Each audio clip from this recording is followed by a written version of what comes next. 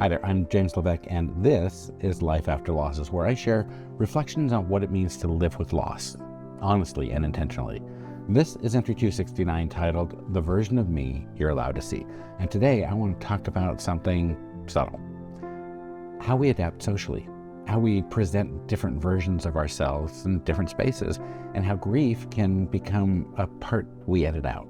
Now, if you've ever wondered whether people really see the full version of you, this one might be for you. So let's go ahead and dive in. Now, for as long as I can remember, I've been socially adaptable. I mean, in high school, I could move easily between groups, the jocks, the theater kids, the mathletes, the 4-H farm kids. I didn't feel out of place in any of those spaces. And I could read the room. I understood the energy, and I met people where they were. Now, at the time, I didn't think much of it. It just felt normal. And later, I realized that skill shaped a lot of my life, and it's one of the reasons I gravitated toward consulting. Every new project brought a different environment, a different culture, and a different way of thinking. It didn't get bored because I was constantly adapting, observing, adjusting, translating myself just enough to belong. Now, for a long time, I thought that was simply versatility.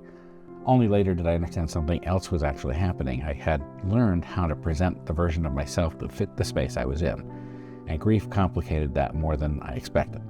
I think this is one of the reasons people sometimes assume that I'm over my grief. I function well, I communicate clearly most of the time. I show up, I work, I laugh, I connect. I don't fall apart publicly very often anymore. So from the outside, it can look like resolution, but living well and being done grieving are not the same thing. And what many people don't realize is that adaptability can make grief look invisible. When you're good at reading a room, you instinctively decide how much of yourself feels welcome there. And sometimes grief doesn't feel like it fits the space, especially when others aren't carrying it themselves. So you adjust. You present the version of yourself that won't make things uncomfortable, the version that reassures others that you're okay, the version that doesn't require explanation, the version of yourself that makes others comfortable with your grief. And over time, that version becomes the one people expect. I've noticed something interesting over the years. When I'm with other grievers, there's so very little pretense. There's an unspoken understanding. We don't need to explain why a date matters or why something small hits us hard. The truth of our existence as bereaved people is already known. But with people who haven't experienced that kind of loss, the dynamic can be different. Not because they're unkind or because they don't care, they simply don't have the context, which is totally understandable, right? So we self-edit, we smooth the edges, we offer the best face.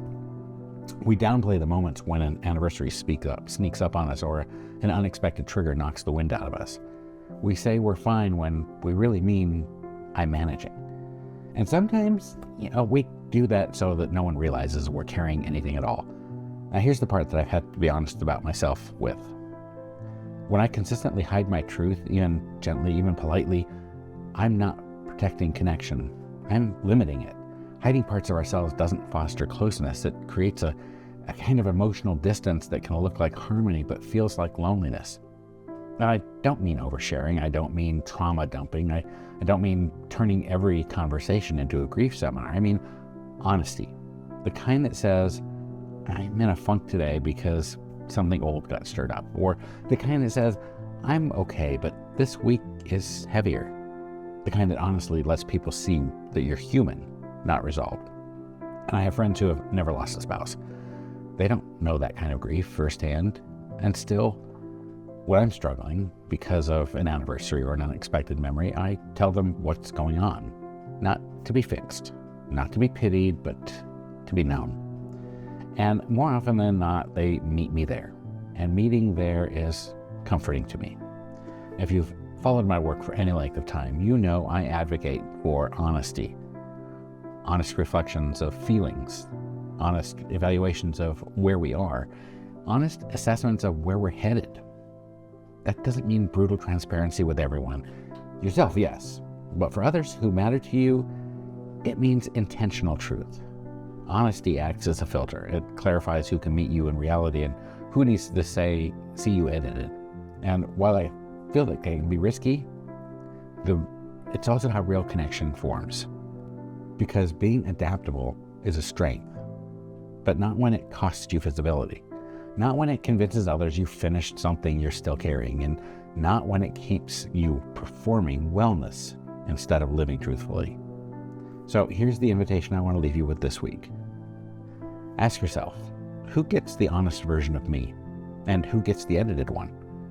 Where am I adapting out of habit instead of necessity? And what part of my truth am I hiding because it feels inconvenient or hard to explain? You don't need to change everything. You don't need to reveal everything. You don't need to stop being adaptable. But you might consider whether the version of you that people see is the one you want to be known for, or simply the one that feels safest to show. You're allowed to be capable and grieving. You're allowed to be functional and affected. You're allowed to live fully without pretending loss didn't shape you. Sometimes the most meaningful connection comes not from fitting the space, but from letting the space stretch to meet you. And that begins when you decide which version of yourself you're willing to share. Thanks for watching.